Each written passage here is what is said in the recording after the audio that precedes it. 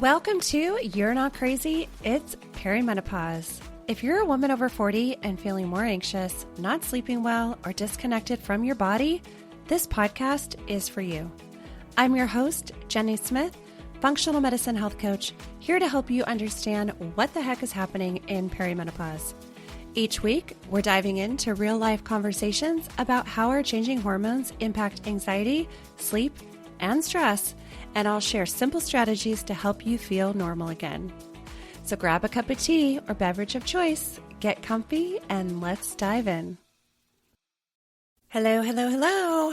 We are talking about protein today, and I know that this is a popular topic because women are downloading my protein guide every day, and they're downloading it because they've heard how important protein is for us women over 40 and in perimenopause. So today I want to spend some time talking about why it's so important that we eat enough protein, how to get it in, what you're doing now, and how to help with cravings. So first, I want to share a message that I received on Instagram. It is from a new follower who said to me, I changed my eating style to focus on 100 grams of protein and 25 grams of fiber a day. My sweet cravings completely disappeared. It was the most beautiful and wonderful thing I've experienced in a long time. I want all perimenopausal women to know. If you are trying to eat healthier, you're cutting calories, skipping dessert, and wondering why you're still exhausted, craving sugar, struggling to lose weight, there's a good chance that you're not eating enough protein because like this woman who shared this with me, once she started nailing her target protein goals, she was feeling so much better and not craving sweets. And I know that that's so difficult for so many of us. It's like, we just, gosh, if I could just get rid of my sweet tooth, if I could just kick my sweet habit. Well, maybe if we just upped our protein, we might be able to do that. And I know what you're thinking. You probably are saying, but Jenny, I already eat a protein. And today I want to show you why there's a big difference between eating protein and eating enough protein. So let's start off with how much protein do women actually need? And it depends. So some experts say that we need to at least get in 0.7 to 1 gram of protein per ideal body weight a day. So if my ideal body weight is 145 pounds, 0.7 grams per pound of ideal body weight is going to be about 102 grams of protein. And that is really kind of what I target. I try to aim for every day, at least minimum 100. If you are shooting for 1 gram of your ideal body weight, then you're going to need about 145 grams of protein per day.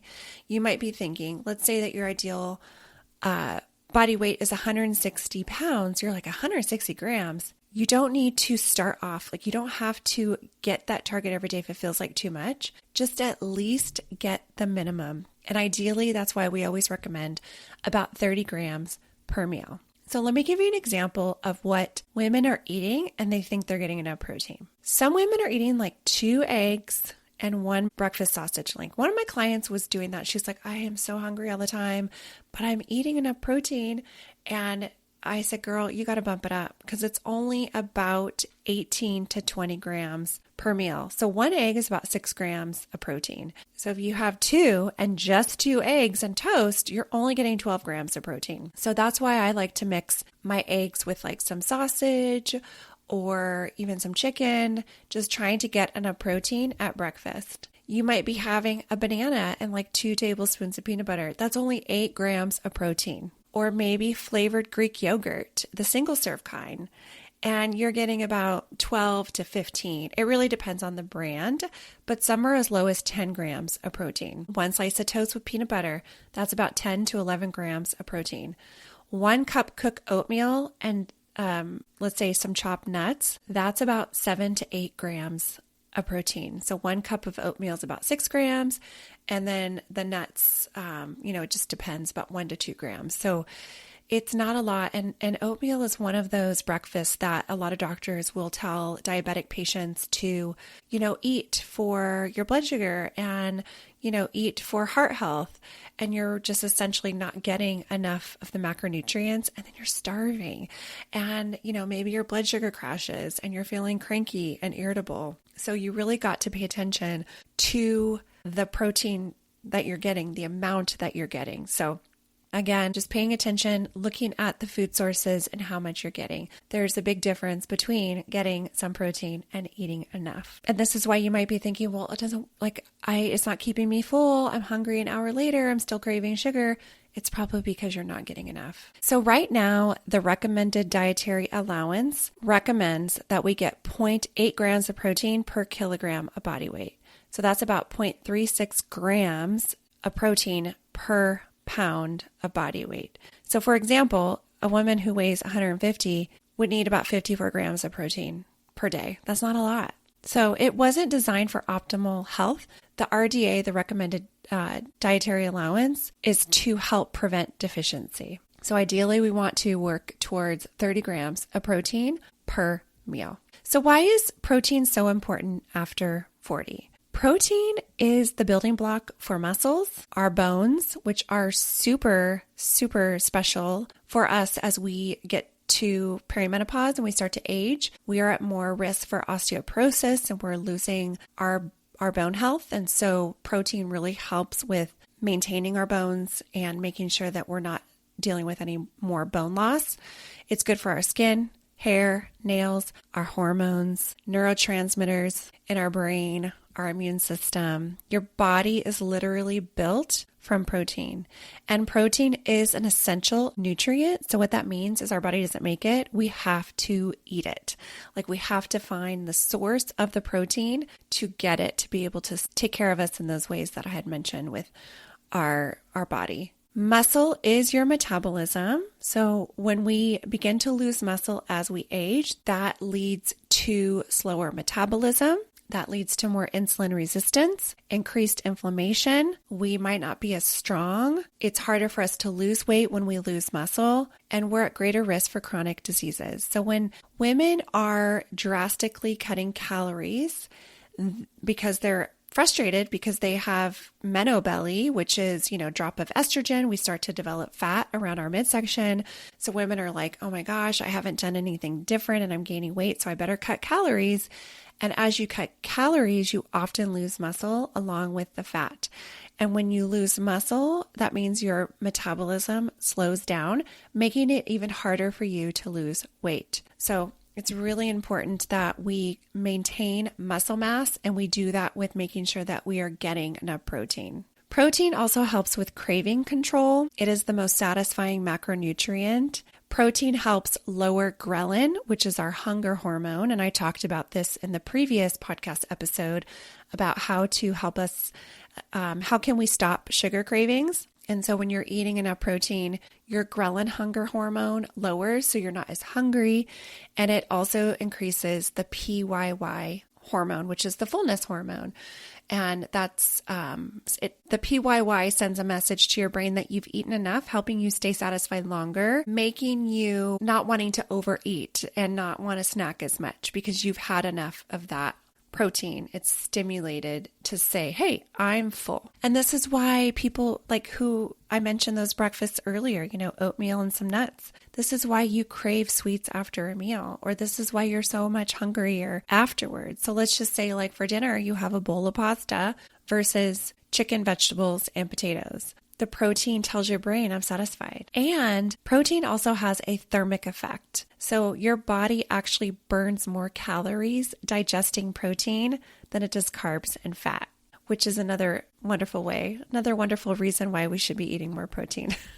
It's also important to note that we need to make sure that we're eating complete proteins so that we get all 9 essential amino acids. All of the 9 essential amino acids are what are the building blocks for our body. It's super important that we focus on protein that contains the 9 amino acids like chicken, beef, turkey, eggs, fish, Greek yogurt, cottage cheese. If you are someone who doesn't like animal-based protein and you're focusing more on plant-based proteins, you can get the 9 essential amino acids from tofu, tempeh, I don't know, am I saying it right? Tempeh?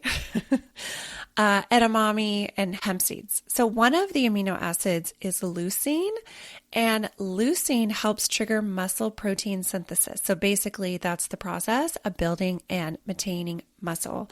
And so whenever you are consuming a protein source, you really want to identify leucine and make sure that it's in there. Let's talk about easy ways to increase protein for each meal. So for example, for breakfast, let's say you do want toast or oatmeal, add some eggs to it. If you don't want to have more than 1 or 2 eggs because of the yolk and the fat content, you can go ahead and add egg whites, and that will increase your protein intake. Adding Greek yogurt, and I recommend the full fat Greek yogurt versus the yogurts that have flavoring, because they have a lot of added ingredients in there that are not beneficial for us, that can send us on a blood sugar roller coaster. We really want to keep blood sugar stable for our mood, energy, metabolism.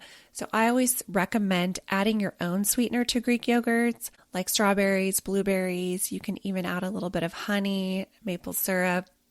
But Greek yogurt is a wonderful source of protein. Cottage cheese, you can add cottage cheese to scrambled eggs. That will help beef up your protein. You can even just add it to a side of meal. Oftentimes when I go out to breakfast, I always get the veggie omelet because I feel like, okay, I'm getting veggies added, I'm getting my protein. And then instead of having hash browns, because I'm not feeling like hash browns or I really want to get more protein, I'll ask for a side of cottage cheese.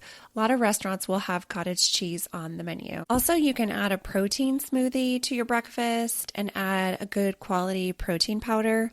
I like Equip Foods. Their Prime Protein powder is a no bloat protein. Like, I have some clients who can't consume whey protein because it causes bloating.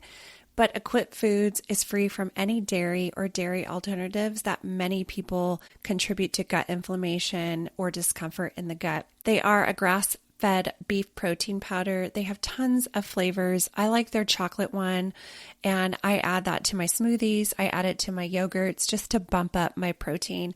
I'll leave a link to Equip Foods in the show notes for you if you are interested in any of their protein powders. They also have protein bars.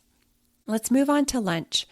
So, you might go to the salad shop and get a salad, and the protein source is typically not enough. So you might want to ask for extra protein, double the chicken, turkey, whatever you're getting, adding just chicken, turkey, to whatever you're eating, and making sure that you're getting 30 grams of protein at each meal. For dinner, ideas would be, anything like the animal-based proteins that I mentioned.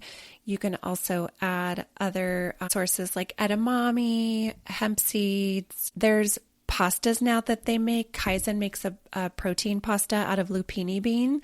And so when my family does any kind of pasta dish, I avoid gluten. I just don't do well on gluten, especially with my thyroid. So I do a pasta alternative. So Kaizen is really high in protein, and it's not bad. It tastes pretty good. I mean, the texture is not going to be the same as regular pasta, but Kaizen is one of the protein rice and pasta alternatives that I like to use. So that's also a great way to add in protein. You could do chickpeas, lots of options. So I really do recommend that you build meals around protein first. And just looking at, you might be wondering, oh my gosh, after I told you how much protein is recommended in our daily allowance, you might be thinking, how in the heck am I going to get all that?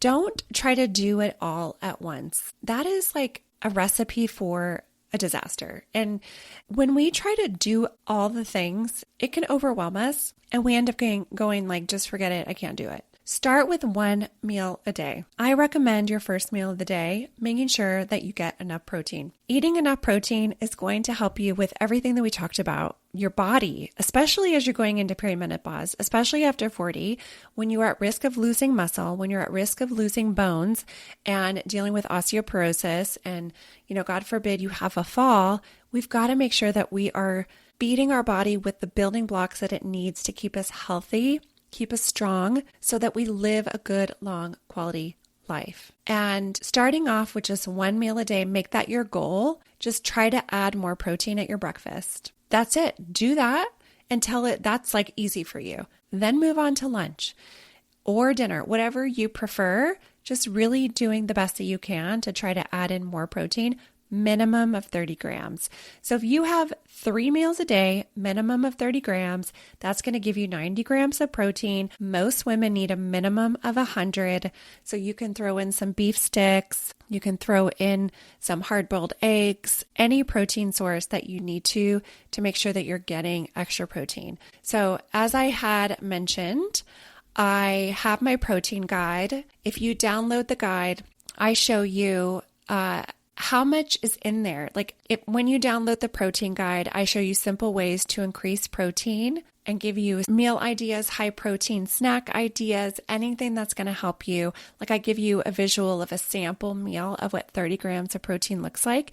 And 30 grams, when we're talking about animal protein, it's the palm of your hand. It's the size of the palm of your hand. That's about 30 grams. Or a deck of cards, visually. So you don't need to weigh anything. You don't need to measure anything. But visually, you can look at the palm of your hand. If that's the size of the protein source, then you're getting about 30 grams of protein. So go ahead. I'm going to link the protein guide in the show notes. I have gotten great feedback on it.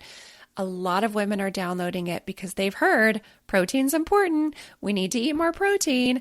And this guide makes it easy for you to do. So let's recap. Protein helps you reduce cravings. It helps you improve your energy, preserve your muscle, support your metabolism, stabilizes your blood sugar so your mood is nice and calm, helps you stay full longer, and helps you age stronger. All right, that's all I have for you today.